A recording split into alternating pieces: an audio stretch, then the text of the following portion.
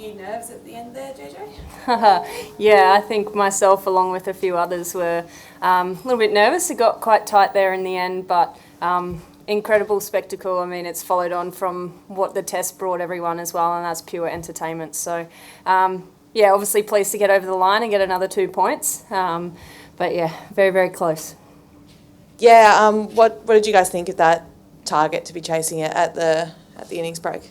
Yeah, well, to be fair, we probably leaked a little, a few too many runs at the end there than what we would have liked. But in saying that, we knew it was a pretty decent wicket. If anything, it was probably holding a fraction in the surface a little bit. So we knew we had the firepower in the sheds to be able to chase that down. It just sort of, happened that it was off the last or second last ball. So, we knew it was going to be a tricky total, but we were confident that we were going to chase it down. And how does it feel to be heading down to London with a 6-0 lead in the series? I mean, it's huge. Obviously, the main goal after that test match was to not let up, to make sure we came out at the start of this T20s. Obviously, a shift in format as well, going from the longest to the shortest. We knew that we had to come out firing as well, and we knew that 6-0 sounded much better than 4-2. So that was the goal, and it's really nice to be a little bit further ahead again, but job's not over yet. There was a lot of pressure there towards the end. I mean, what do you guys do and tell yourselves when you're in that situation? You always seem to be able to sort of punch through it and come out on top. How do you manage to do that over and over again?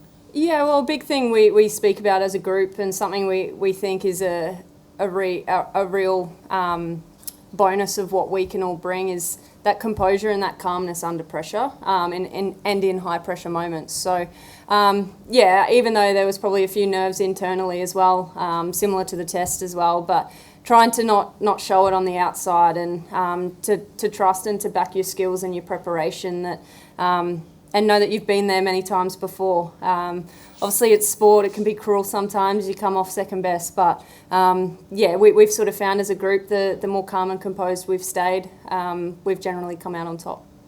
And you would have played against, in big crowds like that, but was it like being out there with nearly 20,000 people watching tonight? Oh, it was incredible. I think, credit to everyone who came and created that really cool atmosphere. I mean, it's never a nice feeling knowing that the crowd's not really going for you, but at the same time, we've spoken about it as a group, and not only during the Ashes, but in other tournaments as well, that if you embrace it, you can sort of use it to your advantage in a way. And it's times when you actually take the crowd into consideration a bit, that's when it sort of impacts you in a negative way. So, for us, it's all about embracing whatever it is, and ultimately, people have paid good money to come and watch some good quality cricket, and hopefully, we gave them that tonight. There were a few slip-ups in the field by Australia. What do you put that down to? Can you just talk us through what happened?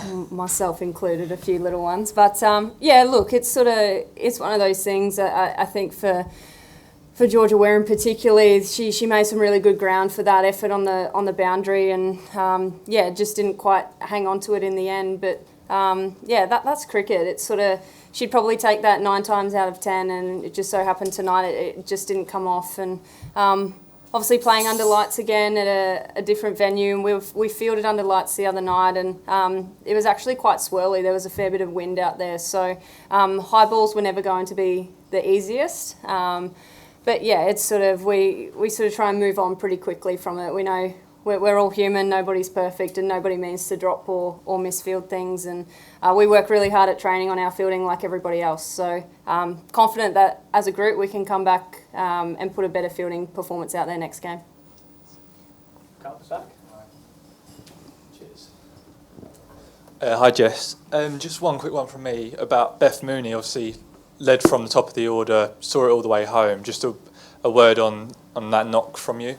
Yeah, look, she's incredible, and she has a phenomenal record in chasing as well. That she just knows the tempo to go at, and she's quite an incredible manipulator of the field as well. That sort of it makes it quite tricky. I always find her one of the hardest people to bowl to in the nets. So it's always nice in international cricket when she's finally on my side. So yeah, she was incredible. She really held that run chase together and allowed a lot of the others to sort of, I guess, like Talia McGrath and Ash Gardner, when they teed off at different points as well, she sort of was able to play that role, and then equally hitting a few crucial boundaries at really important times as well. So, yeah, she's just doing Beth Mooney things pretty much.